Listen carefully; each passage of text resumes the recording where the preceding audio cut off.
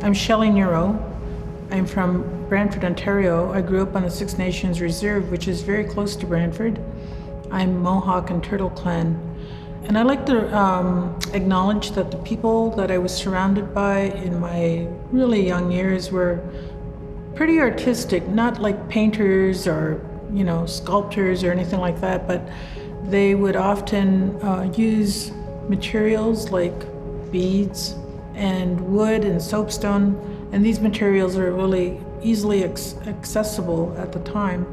And so I think I just learned from watching what they did with those things. And every so often I'd come across a painting or an article about an Indian artist, and the first one was Norville Morrisseau, and I think Daphne Ojik was also in that, area of the first influences of art that I had.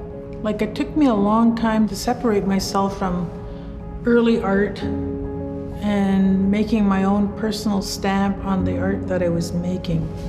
Early on in my art making career, I realized that Native women and their portrayals were really limited, and it was kind of a stereotype image that was being broadcast or used. And I thought, well, there's more to Native women, and just, I just used my sisters quite a bit and my mother, because they're just very, like, everyday Native people. And they're quite funny, and they have these personalities.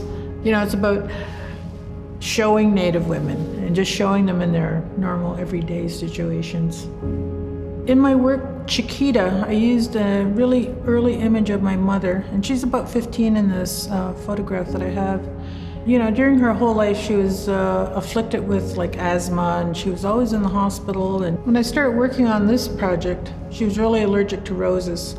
There was a radio contest, and she'd win these roses, and it took us a while to figure out that these things are really kind of like poison to her, because she would get the roses, and then she would be in the hospital for a week. I thought about that quite a bit, thought about the beauty of the rose and what it is meant to be, and taking that picture of my mom, taking the picture of the roses, I've created an environment which is, pretty safe, and to be surrounded by these domestic flowers that everybody has all around them. And of course, when you start working with images of your mother, you start thinking of her history and her story and her life. And so I'm just developing this story about her, using these roses as a background where I really want her to be safe. Even though she's not with us anymore, I want to be in a position where I can protect her.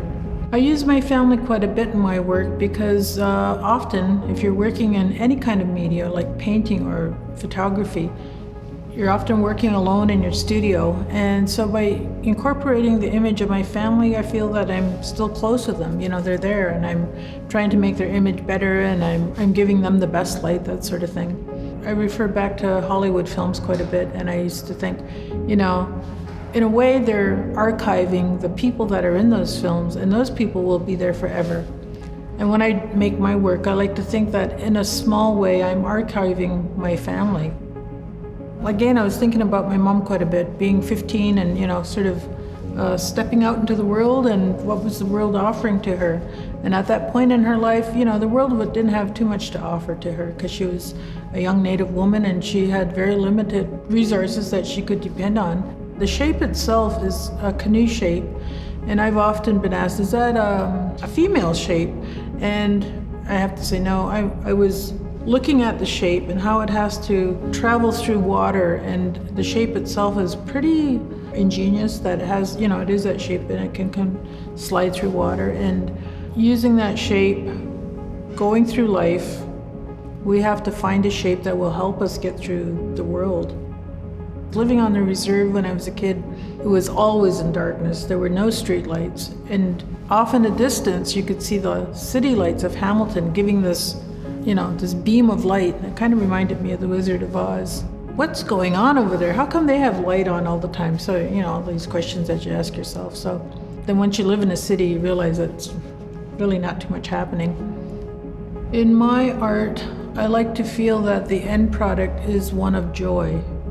Because now that I'm older and I realize that some of my art will be on a wall where people will be looking at it, I want them to feel a certain kind of joy as well. It doesn't necessarily have to be just Native people, because I can look at any kind of art, I can read any kind of book, I can listen to any kind of music and also feel joy from the work. It doesn't have to be just native work. So when I'm making something, I want to feel that people who are looking at it or reading it, that there's a joy in the discovery of like, yeah, I'm part of this work as well. When I was younger, I would have an imaginary audience of my family being there, and I would present something to them, and hopefully they would like it. They would laugh, you know. But I think the ultimate goal is just to have a good time, try to make it as well as you can, and that people really like it.